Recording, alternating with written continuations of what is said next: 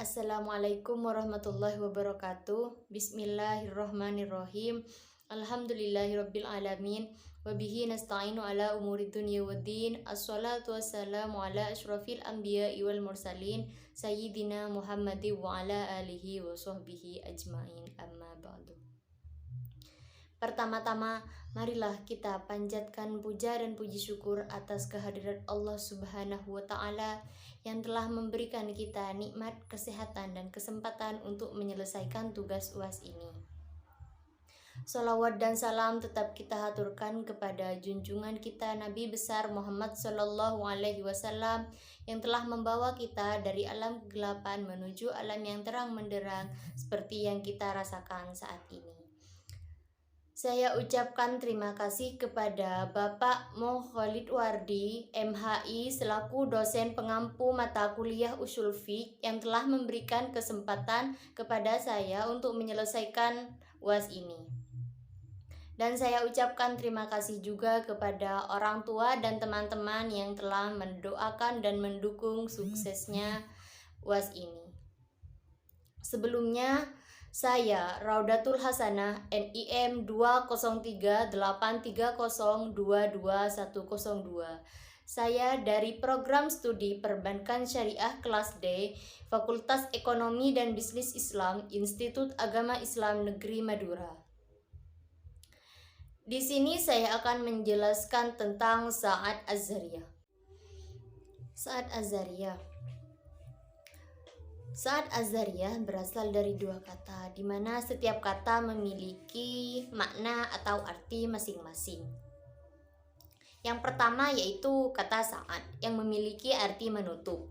Yang kedua yaitu kata Zariyah yang memiliki arti sarana yang menunjukkan kepada perbuatan yang dilarang atau dicegah.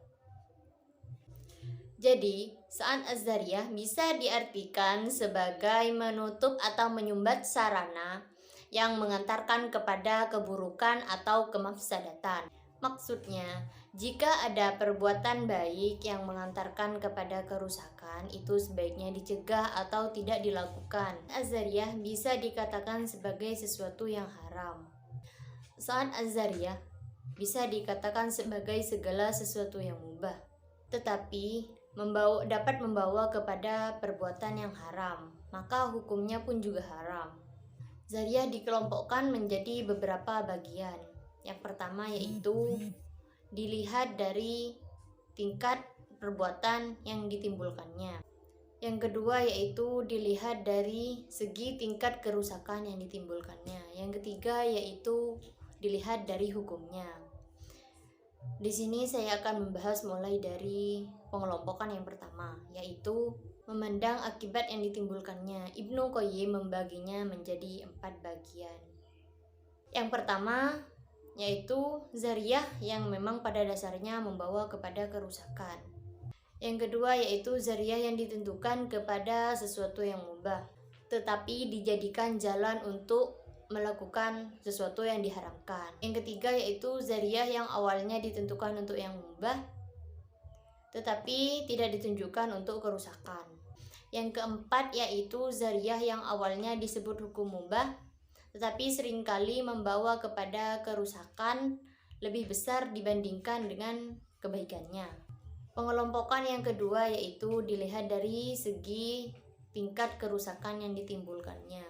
Abu Ishaq Al-Shatibi membaginya menjadi 4 bagian, yaitu yang pertama yaitu Zariyah yang akan menimbulkan kerusakan. Yang kedua yaitu Zariyah yang jarang sekali membawa kepada kerusakan. Yang ketiga yaitu Zariyah yang membawa kepada perbuatan yang terlarang. Yang keempat yaitu Zariyah yang sering kali membawa kepada perbuatan yang terlarang. Pengelompokan yang ketiga yaitu dilihat dari hukumnya. Al-Qarafi membaginya menjadi 3 bagian. Yang pertama yaitu sesuatu yang disepakati untuk dilarang. Yang kedua yaitu sesuatu yang masih diperselisihkan, diperbolehkan atau dilarang. Yang ketiga yaitu sesuatu yang disepakati untuk dilarang. Ada beberapa pandangan berbeda ulama tentang Sa'ad Az-Zariyah. Ulama Hanafiyah, Syafi'iyah, dan Syiah dapat menerima saat Azhariyah dalam masalah-masalah tertentu saja dan akan menolak masalah lain. Sedangkan Imam Syafi'i menerimanya dalam keadaan uzur. Ulama Hanafiyah dan Syafi'iyah menerima saat Azhariyah apabila kerusakan yang akan terjadi kemungkinan besar akan terjadi.